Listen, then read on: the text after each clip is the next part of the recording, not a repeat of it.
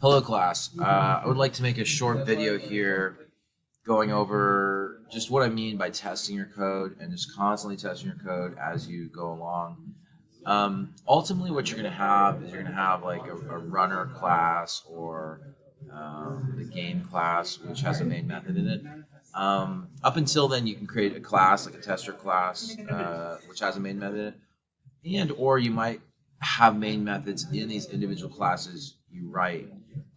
If you do have these main methods in these individual classes you write, you can just comment them out later because you only have one main method in your package at the end of the day that's gonna run. But so here's the coordinates class. Very simple. It's probably the simplest class we're gonna write.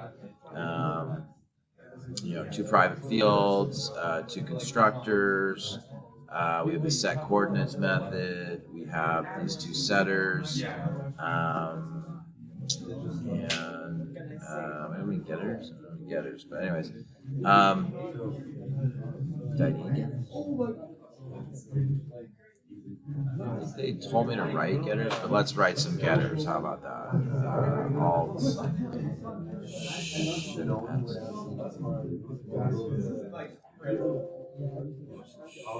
Getters. Alright, so now some getters. Now, here's what I'm going to do. I'm going to create two, in this main method here, I'm going to create two coordinate objects. One using the no fault or no parameter constructor, the default constructor. And then here I'm going to give it the parameters row 7, column 2. And we've already seen that row 7, column 2 should give us C8. C8. Does that make sense? And so when I run this, I do get A1 and C8. Let me make sure that makes sense.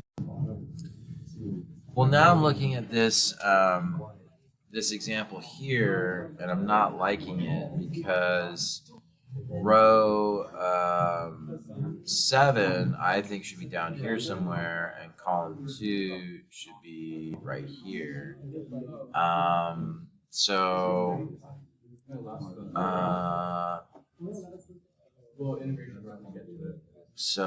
if x equals 7, but if x equals 7, you're actually moving over. You're actually in column 7. Oh yeah, x is going to reflect the columns. Y is actually going to reflect the rows. So that's an interesting thing to kind of think about there. So x is actually reflecting columns, y is reflecting rows.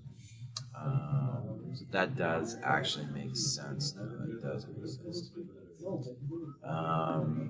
Okay, so all right, all good, all good. And so I feel pretty good about that. And so my output here matches the output in the program description, and I'm ready to move on. So, that doesn't take too long, and, just a little sanity check, and I'm just going to then comment this out so that when I'm ready to, run this with maybe other classes, then this main method's not going to kind of get in the way, so to speak. All right?